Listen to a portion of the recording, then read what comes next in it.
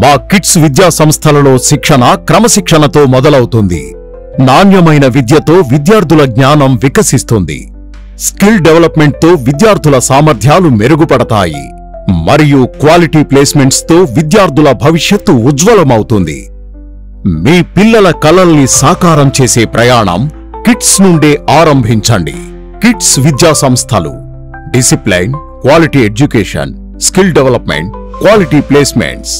KKR and KSR Institute of Technology and Sciences, Autonomous. MSET code KITS. Kids Akshar Institute of Technology, Autonomous. MSET code KITG.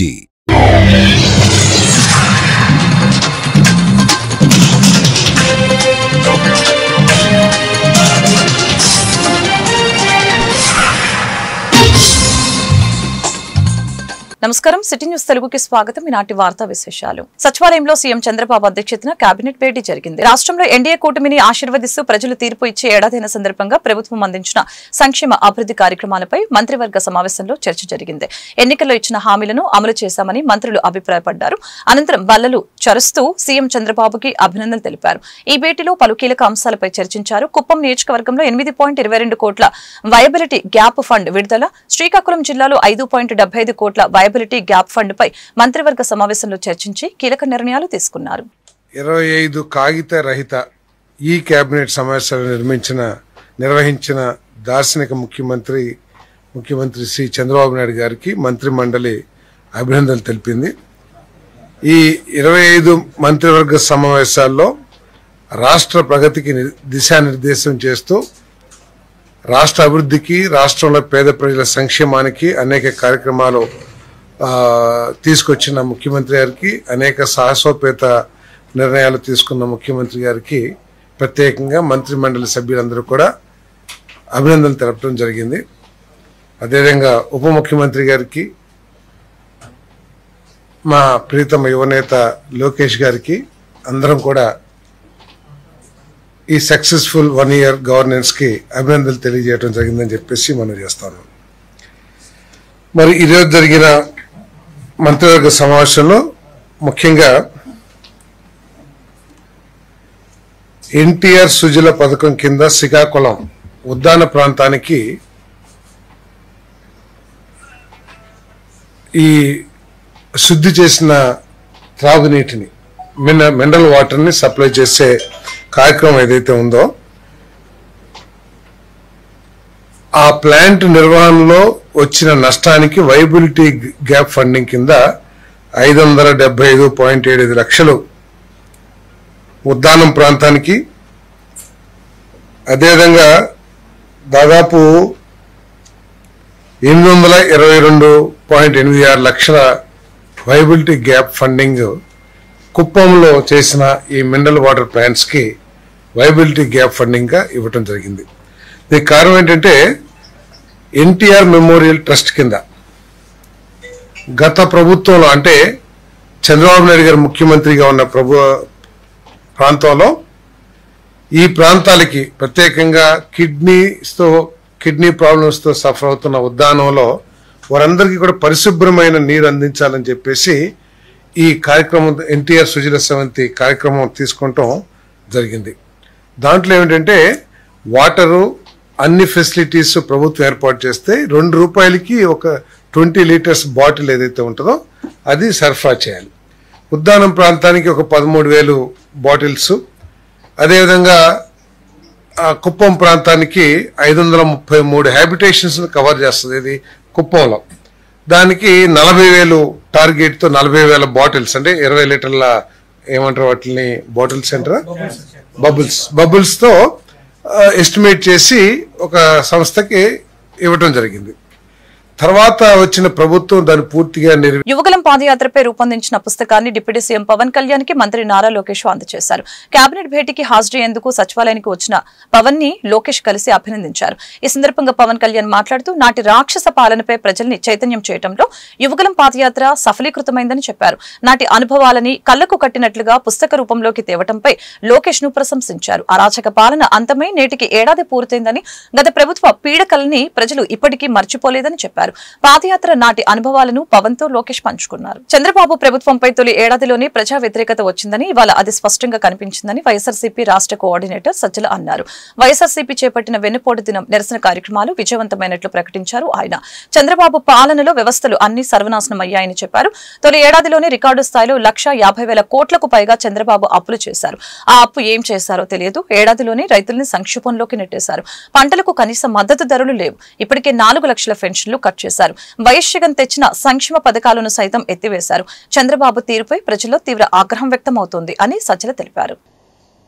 ఎంత వ్యతిరేకత ఈ కూటమి ప్రభుత్వం, చంద్రబాబు నాయుడు గారు ముఖ్యంగా, ఎందుకంటే దాని మొత్తం ఫేస్ అంతా ఆయనే, ఆయన ముఖమే కనిపిస్తుంది కూటమి అంటే. కూడగట్టుకుంది వ్యతిరేకత, లేదా ఆయన మీద వ్యతిరేకత కూడగట్టుకుంది అనేది ఈరోజు మా వైఎస్ఆర్ కాంగ్రెస్ పార్టీ పిలుపు ఇచ్చి, జగన్మోహన్ రెడ్డి గారు పిలుపు ఇచ్చి, మా పార్టీ ఆధ్వర్యంలో పార్టీ శ్రేణులు అలాగే కార్యకర్తలతో పాటు ప్రజలు, వివిధ ప్రజా సంఘాలు పాల్గొన్న నిరసన ప్రదర్శనలు, ఆ ప్రదర్శనకు వచ్చిన స్పందనను బట్టే తెలుస్తుంది ఈ వ్యతిరేకత ఎంత ఉందనేది. అందులో హై ఎక్స్పెక్టేషన్స్తో రిజల్ట్స్లో స్వీప్ చేసిన కూటమి. ఇదే పరిస్థితి 2019లో వచ్చింది. మా పార్టీ సింగిల్గా పోటీ చేసి జగన్మోహన్ రెడ్డి గారు 151 స్థానాలు గెలిస్తే ఈరోజు 3 పార్టీలు గెలిచి అలాంటి స్వింగే ఇటువైపు వచ్చింది. దాని తర్వాత మా పార్టీకి సంబంధించినంత వరకు తర్వాత వచ్చిన లోకల్ బాడీస్ ఎలక్షన్లో కానీ, స్థానిక సంస్థల ఎలక్షన్లో కానీ, లేదా ఇంకా ఎక్కడ ఏ సందర్భం వచ్చినా వస్తున్న విశేష స్పందన, ఒక పాజిటివ్ రెస్పాన్స్ ఒక ప్రభుత్వంలో ఉన్న పార్టీకి, అది దేనికి నిదర్శనం. అలాగే తెలుగుదేశం పార్టీ ఇప్పుడు వచ్చిన తర్వాత ఈ ఏడాదిలో ఈ వ్యతిరేకత ఏదైతే ఈరోజు మా ప్రదర్శన, నిరసన ప్రదర్శనలకు వచ్చిన స్పందన ద్వారా కనపడుతున్న వ్యతిరేకత, ఇది దేనికి నిదర్శనం. అలాగే 19లో జగన్మోహన్ రెడ్డి గారు అధికారం చేపట్టిన తర్వాత ల్యాండ్ స్లైడ్ విక్టరీతో తెలుగుదేశం పార్టీ కూకటి వేళ్లతో సహా బయటికి పెకలించేశారు జనం అని కనిపించినప్పుడు, దాదాపు 2-3 ఏళ్ళు ఆ పార్టీ పరిస్థితి ఏంది, నాయకులు ఎక్కడ ఉండేవాళ్ళు. అలాగే 24లో కోలుకోలేని దెబ్బలాగా కనిపించిన మాకు సెట్ బ్యాక్ ఏదైతే ఎన్నికల్లో వచ్చిందో, ఆ వారం తిరక్కముందే అప్పటి నుంచి ప్రజల్లో మమేకమై ఒక ప్రతిపక్షంగా, బాధ్యతాయుతమైన ప్రతిపక్షంగా వైఎస్ఆర్సీపీ ఎలా వ్యవహరించింది, ఇది దేనికి నిదర్శనం. నేను ఎందుకు అడుగుతున్నా అంటే కాంట్రాస్ట్ క్లియర్గా కనపడుతుంది. అధికారంలో ఉండడము, ప్రతిపక్షంలో కూర్చోవడము రాజకీయ పార్టీలకు సర్వసాధారణం. ఎల్లకాలం ఎవరూ ఉండలేరు, ఉండాలని. వైఎస్ఆర్సీపీ ఆధ్వర్యంలో గుంటూరులో ఆందోళన జరిగింది. రాష్ట్రంలో ఎన్డీఏ కూటమి ప్రభుత్వం ఏర్పాటు చేసి ఏడాది పూర్తయిన సందర్భంగా వెన్నుపోటు దినంగా పాటించారు. ఇందులో భాగంగా కలెక్టర్ కార్యాలయం వద్ద ధర్నా నిర్వహించి అధికారులకు వినతి పత్రం సమర్పించారు. కార్యక్రమంలో వైసీపీ నేతలు లీలాపిరెడ్డి, అంబటి రాంబాబు, పోతిన మహేష్, నూరి ఫాతిమా తదితరులు పాల్గొన్నారు. ఎన్నికల్లో ఇచ్చిన హామీలను అమలు చేయకుండా ప్రజల్ని కూటమి ప్రభుత్వం వెన్నుపోటు పొడిచిందని నేతలు ఘాటు వ్యాఖ్యలు చేశారు. సూపర్ 6 పథకాల పేరుతో ప్రజల్ని నమ్మించి నట్టేట ముంచారని ఆరోపించారు. గత వైసీపీ పరిపాలనలో పెద్ద ఎత్తున సంక్షేమ పథకాలను అమలు చేసినట్లు గుర్తు చేశారు. కూటమి ప్రభుత్వం చేస్తున్న మోసాలపై నిరంతరం ఆందోళన కొనసాగిస్తామని చెప్పారు. ఇదిలా ఉంటే కలెక్టర్ కార్యాలయంలోకి వెళ్లేందుకు ప్రయత్నించిన వైసీపీ నేతలను పోలీసులు అడ్డుకున్నారు. ఈ నేపథ్యంలో పోలీసులు వైసీపీ నేతల మధ్య కొద్దిసేపు వాదన చోటు చేసుకుంది.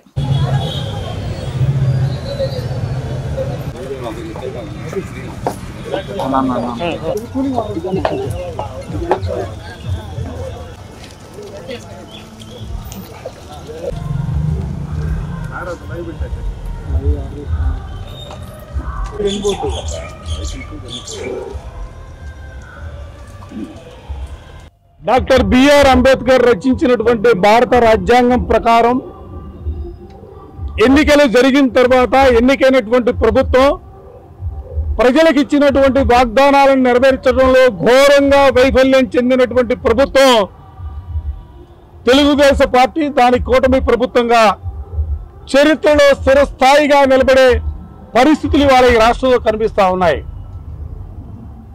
ఏ ప్రభుత్వం అయినా కూడా అధికారంలోకి వచ్చిన తర్వాత సహజంగా వాళ్ళు ఇచ్చినటువంటి ఎన్నికల మేనిఫెస్టోకు సంబంధించినటువంటి అంశాలను అమలు చేయడంలో కానీ, ప్రజలకు సంబంధించినటువంటి ప్రజలకు అవసరమైనటువంటి కార్యక్రమాలు చేయడంలో సహజంగా ముందుంటుంది. కానీ దురదృష్టం 40 సంవత్సరాల రాజకీయ ఇండస్ట్రీ, 4వసారి ముఖ్యమంత్రి చంద్రబాబు నాయుడు నేతృత్వంలో ఈ రాష్ట్రంలో ఎక్కడా కూడా ప్రజాస్వామ్యబద్ధంగా పరిపాలన చేస్తున్నటువంటి పరిస్థితి లేదు. ఎన్నికల మేనిఫెస్టోను అమలు చేస్తున్నటువంటి పరిస్థితి లేదు. ప్రజలకు కావాల్సినటువంటి కనీస సౌకర్యాలు కూడా మీ ప్రభుత్వం అధికారంలోకి వచ్చి ఏడాది కాలంగా ఎన్నికల్లో ఇచ్చినటువంటి ఒక్క హామీని కూడా అమలు చేయకుండా చేసిన మోసానికి ఈ రాష్ట్రంలో ఉండేటువంటి ప్రతి కుటుంబాన్ని అబద్ధాలు చెప్పి ఓట్లు వేయించుకొని ఈ రోజున ఒక్క సంక్షేమ పథకం కానీ అభివృద్ధి కార్యక్రమం కానీ చేపట్టనందుకు కూటమి ప్రభుత్వం మోసాలని ఎండగట్టేందుకు జగన్మోహన్ రెడ్డి గారు ఇచ్చినటువంటి పిలుపు మేరకు ఈ వెన్నుపోటు దినం నిరసన కార్యక్రమం గుంటూరులో జిల్లా అధ్యక్షులు అంబటి రాంబాబు గారి అధ్యక్షతన, నగర అధ్యక్షురాలు నూర్ ఫాతిమా గారి అధ్యక్షతన, అదేవిధంగా ఎమ్మెల్సీ అప్పిరెడ్డి గారు అందరూ కూడా ఇందులో పాల్గొని కూటమి ప్రభుత్వాన్ని, వారు చేస్తున్న మోసాలని ఈ నిరసన ద్వారా ఆ మిగతా 4 సంవత్సరాలైనా జాగ్రత్తగా పరిపాలన చేయమని వార్నింగ్ ఇచ్చారు. నేను చెయ్యవు అన్నావా, వెన్నుపోటు 1 అయిందిగా, మన సంవత్సరం వెన్నుపోటు 2 వస్తుంది. అప్పుడు దీనికి 10 రెట్లు జనం వస్తారు. నేను లెక్క చేయరు, నీ పోలీసులు లెక్క చేయరు, నీ లాఠీలు లెక్క చేయరు, నీ తోటాలను లెక్క చేయరు, నీ కేసులను లెక్క చేయరు. గుర్తుపెట్టుకో, ప్రజా వెల్లువ నిరసన వచ్చిందంటే కాకి దుస్తులు ధరించినటువంటి పోలీసు వారితే నువ్వు ఏదైనా ఆపాలనుకుంటే ఆగదు స్వామి. చరిత్ర ఒకసారి వెనక్కి తిరిగి చూసుకో. నాకన్నా పెద్దోడివి, 75 సంవత్సరాలు ఉన్నాయి, అనేక ప్రభుత్వాలు చూసావు, అపోజిషన్లో ఉండవు, ఒకసారి చూసుకో. కాకీలను అడ్డం పెట్టుకొని క్రౌర్యం చేసి రాజకీయం నడపాలి, వైఎస్ఆర్ కాంగ్రెస్ పార్టీని అణిచేయాలి అని అనుకుంటే అది నీ భ్రమ తప్ప మరొకటి కాదు. నువ్వు ఎంతగా బలప్రయోగం చేస్తే అంతగా మాకు బలం పెరుగుతుందనే విషయాన్ని గుర్తుపెట్టుకోమని ఇప్పటికైనా నేను చెప్తున్నా. మేము కలెక్టర్ గారికి మెమోరాండం ఇచ్చాం, మాకు చెప్పొద్దు కానీ చెప్పింది చదువుకో. చాలా చక్కగా ప్రతి చోట కూడా నిర్వర్తించగలిగింది. దీనికి ముఖ్యంగా వైఎస్ఆర్సీపీ పార్టీ ఒక స్టెప్ తీసుకుంటే వాళ్ళకి మద్దతుగా ప్రతి ఒక్క కార్యకర్త కానీ ప్రతి ఒక్క ప్రజలు ఎవరు మోసపోయారో వాళ్ళందరూ వస్తున్నారు. దీనిలో మీరు ప్రధానంగా చూసుకుంటే ఎక్కడైనా కూడా మీరు టీడీపీ ఎమ్మెల్యేలు ఈ మధ్య మాట్లాడుతూ వీళ్ళు వెన్నుపోటు దినం చేస్తున్నారు, వైసీపీ వాళ్ళు వెన్నుపోటు ప్రజల్ని చేశారని చెప్తున్నారు. కానీ ప్రధానంగా వాళ్ళు చెప్తున్న 3 మాటలు. మేమేమో పెన్షన్ ఇచ్చాము, ప్రతి రాష్ట్రం మొత్తం 4,000 చెప్పాము, 4,000 ఇచ్చామని చెప్తున్నారు. కానీ దీంట్లో ఇంకొక వాగ్దానం కూడా వాళ్ళు చేశారు. బీసీలు 50 సంవత్సరాలు దాటిన ప్రతి ఒక్క మహిళకి మరి పెన్షన్ ఇస్తారని చెప్పారు. అదేమి పోయింది అది. అలాగే మీరు చూసుకుంటే పిల్లలకి, చదువుకున్న పిల్లలకి ప్రతి ఒక్కళ్ళు కూడా ఫీజు రియంబర్స్మెంట్ కానీ లేకపోతే తల్లికి వందనం అని చెప్పి మోసం చేశారు. మరి అది ఎక్కడికి పోయింది? నగరపాలక సంస్థ ఆధ్వర్యంలో గుంటూరులో యోగాంధ్ర కార్యక్రమం నిర్వహించారు. ఇందులో భాగంగా లక్ష్మీపురంలో యోగాసనాల కార్యక్రమం చేపట్టారు. ఈ కార్యక్రమంలో MLA Galla Madhavi, mayor Kovelamudi Ravindra, in charge collector Bhargava Teja, నగర కమిషనర్ పోలీస్ శ్రీనివాసులు తదితరులు పాల్గొన్నారు. రాష్ట్ర ప్రభుత్వం ఆదేశాల మేరకు జూన్ 21వ తేదీ వరకు యోగాంధ్ర కార్యక్రమాలు కొనసాగుతున్నాయని ఈ సందర్భంగా నేతలు తెలిపారు. యోగా సాధన చేయడం ద్వారా నిత్యం ఆరోగ్యంగా ఉండవచ్చని చెప్పారు. మారుతున్న జీవన శైలిని దృష్టిలో పెట్టుకుని ప్రతిరోజు యోగా చేసేందుకు ప్రయత్నం చేయాలని వారు వెల్లడించారు.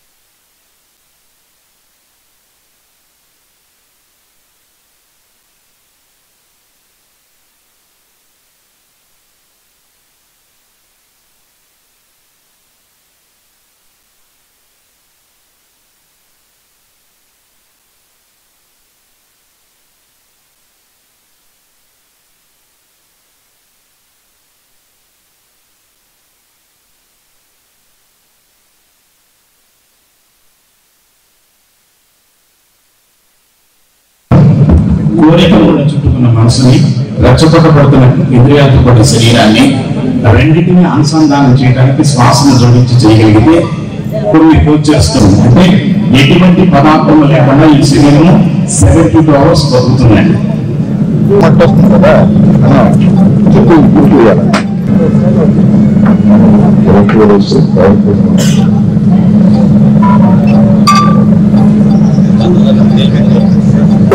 కొత్తలో ఉన్న వాళ్ళు కూడా దయచేసి కూర్చుంటే బాగుంటుంది. మన దృఢ సంకల్పంతో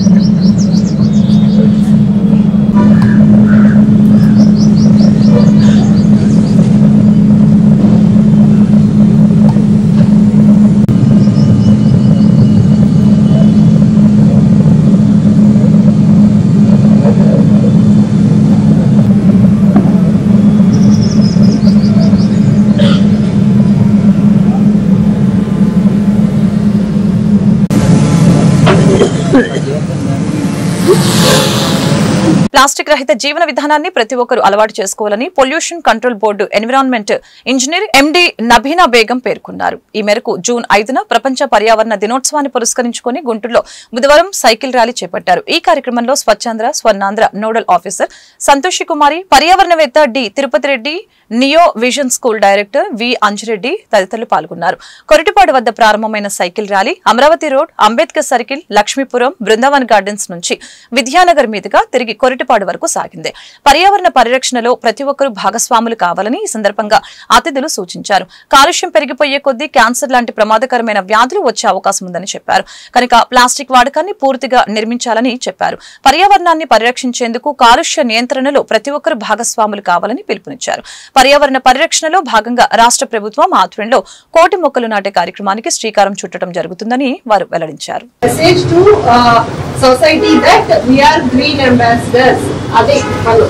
స్లోగా నిదానంగా ఒక సైడ్ ఒకరు గుర్తుకోకుండా సేఫ్టీ ఫస్ట్ నిదానంగా వెళ్ళాలి. ఎవరు స్లోగా వెళ్తే వాళ్ళని ఎక్కువ కెమెరా కవర్ చేస్తుంది.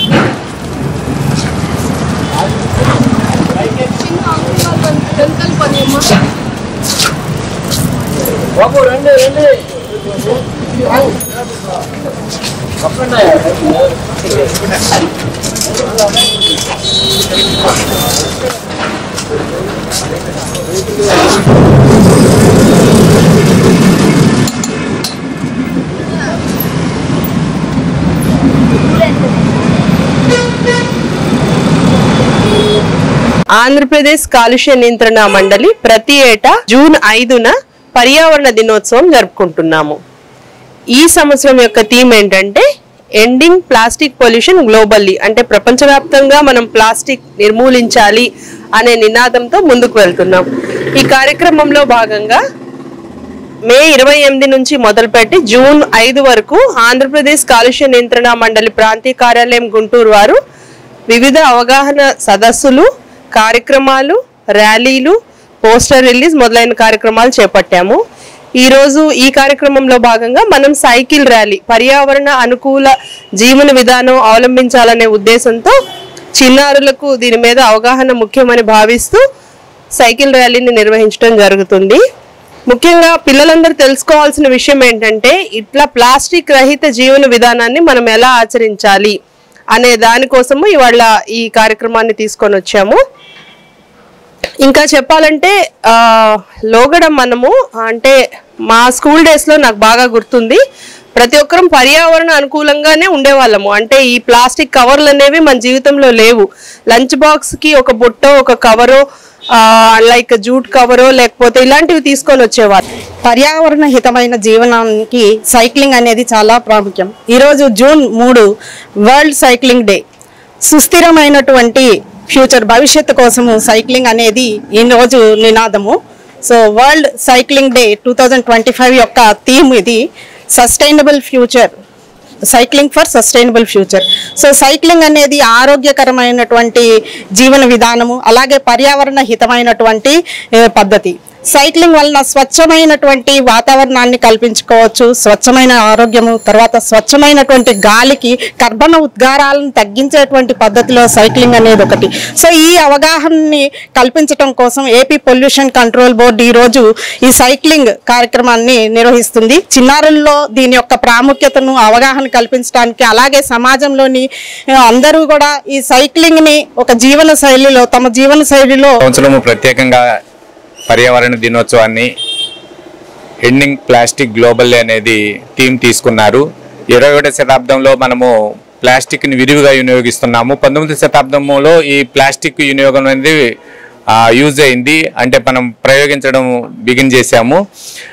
ఇప్పుడు యూజ్ ప్లాస్టిక్ సేవ్ ట్రీస్ అనే నినాదంతో ప్లాస్టిక్ వచ్చింది. ఇప్పుడు అదే ప్లాస్టిక్ మన ప్రాణాంతకం మారింది.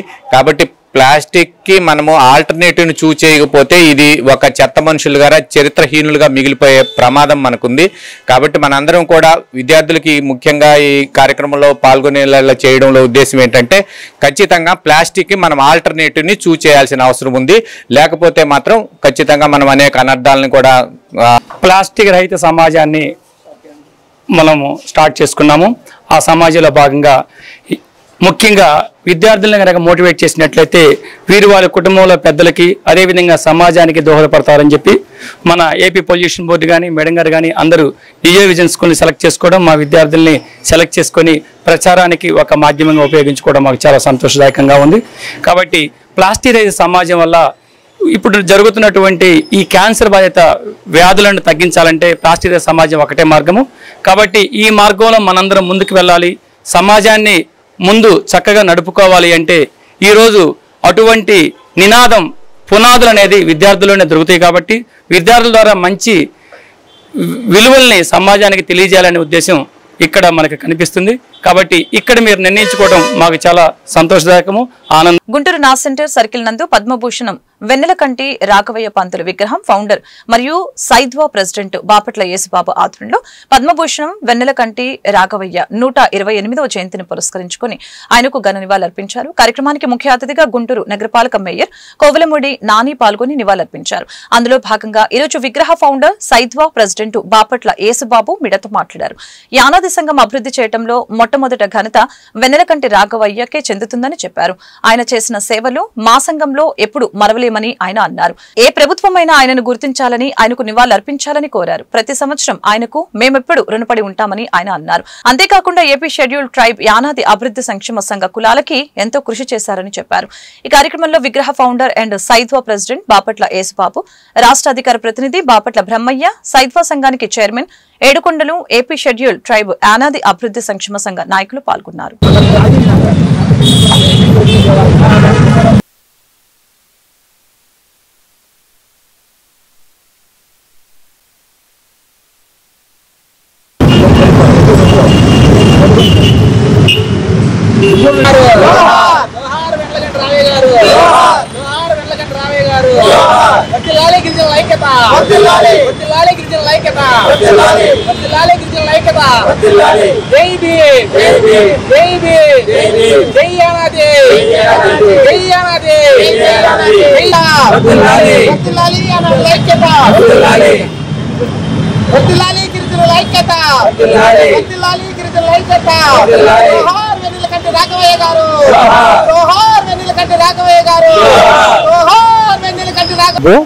నేను స్టైడ్వా షెడ్యూల్ తెగల యానాది డెవలప్మెంట్ అండ్ వెల్ఫేర్ అసోసియేషన్కి రాష్ట్ర అధ్యక్షుడిగా పనిచేస్తున్నాను.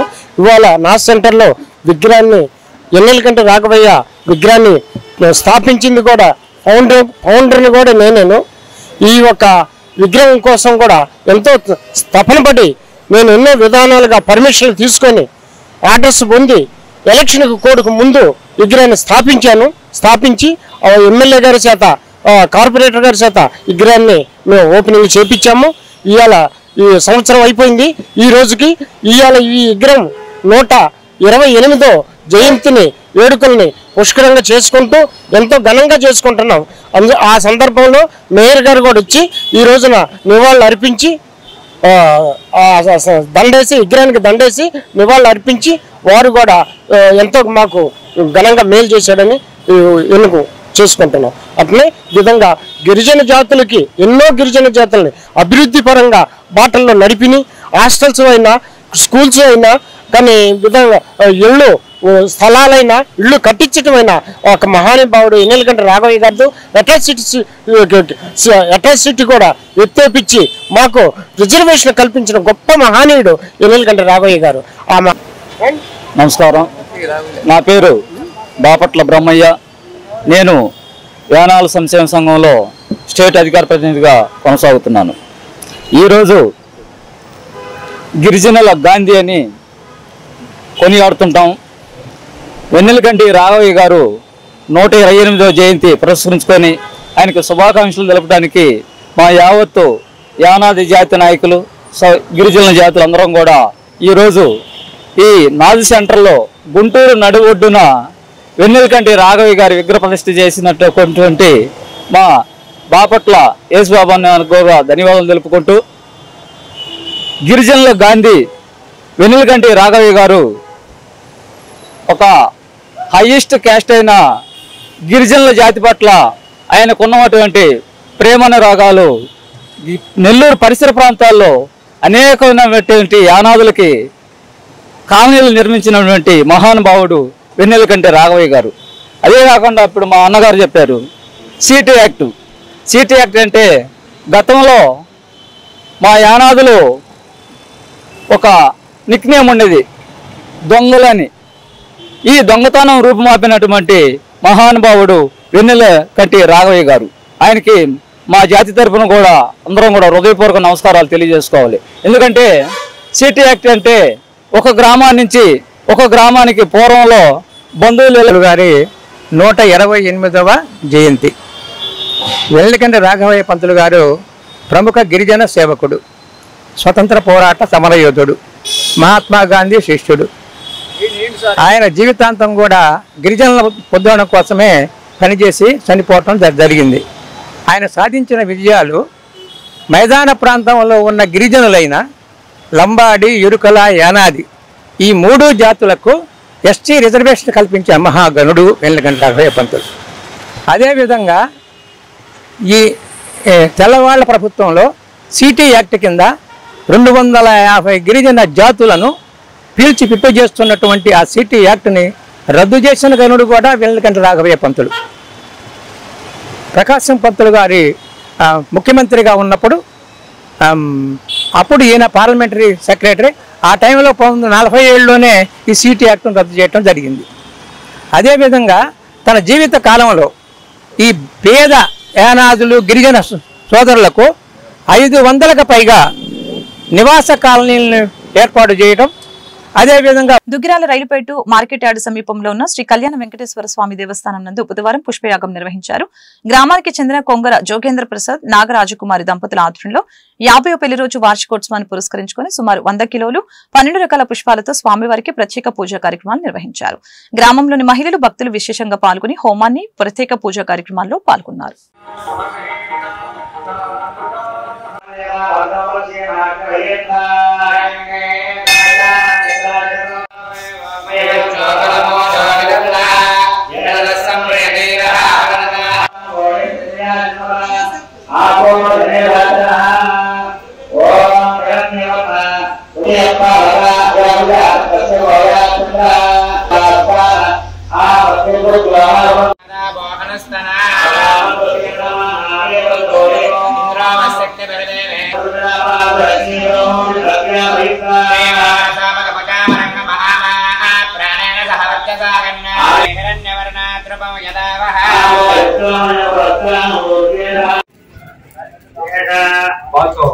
Central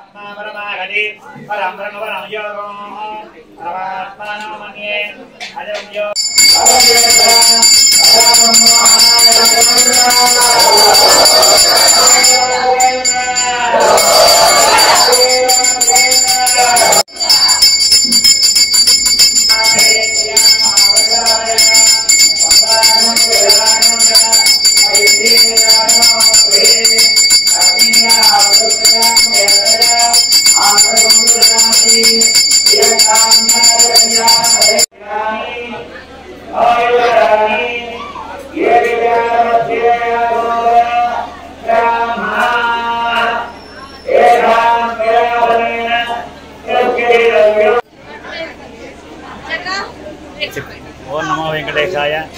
మన దుగ్గిరాల గ్రామం ఈ పసుపు యార్డులో ఉన్నటువంటి ఏం చేసినటువంటి శ్రీభూసమైన కళ్యాణ వెంకటేశ్వర దేవస్థానంలో ఈ రోజున విశేషంగా జ్యేష్ఠ మాసం మామి రోజున విశేషంగా దంపతులైనటువంటి శ్రీ కొంగర యోగేంద్ర ప్రసాద్ గారు ధర్మపత్ని నగరాజకుమారి దంపతుల 50వ వసంతాన్ని పురస్కరించుకొని స్వామివారికి శ్రీపుష్పయాగ మహోత్సవాన్ని అలాగే ఆయుష్ హోమాన్ని దర్శన హోమాన్ని నవగ్రహ నక్షత్ర హోమాలన్నీ కూడా ఎంతో వైభవంగా జరిపించడం జరిగింది. ఆలయ అర్చకులు కమిటీ సభ్యులు అందరూ కూడా స్వామివారి సేవలో ఎంతో వైభవంగా ఈ కార్యక్రమాన్ని జరిపించారు. ఈ దేవస్థానంలో విశేషంగా ఇటువంటి సేవలు జరగటం అందరికీ ఒక మహద్భాగ్యం. ఎవరి పెళ్లి రోజు పుట్టినరోజైనా సరే స్వామివారికి విశేష ఊరేగింపు సేవలు అలాగే ఊంజలి సేవలు అలాగే శ్రీపుష్పయాగ మహోత్సవాలు కళ్యాణ మహోత్సవాలు జరిపించుకోవటం ఈ యొక్క గ్రామంలో కళ్యాణ వెంకటేశ్వర స్వామికి ఆనవాయితీగా వస్తుంది. ఎవరైనా సరే మీ విశేషమైనటువంటి పుట్టినరోజు పెళ్లిరోజు సందర్భాల్లో స్వామివారికి ఊరేగింపులు ఊంజలి సేవలు చేయించడం నిజంగా భగవద్ అనుగ్రహం. అలాగే శ్రీ కొంగర యోగేంద్ర ప్రసాద్ గారి దంపతులకు కూడా శ్రీ వెంకటేశ్వర స్వామి ఆశీస్సులు పరిపూర్ణంగా లభించి ఈ వార్తలు ఇంతటితో సమాప్తం. మరొక బులెటిన్ మళ్ళీ కలుద్దాం. నమస్కారం.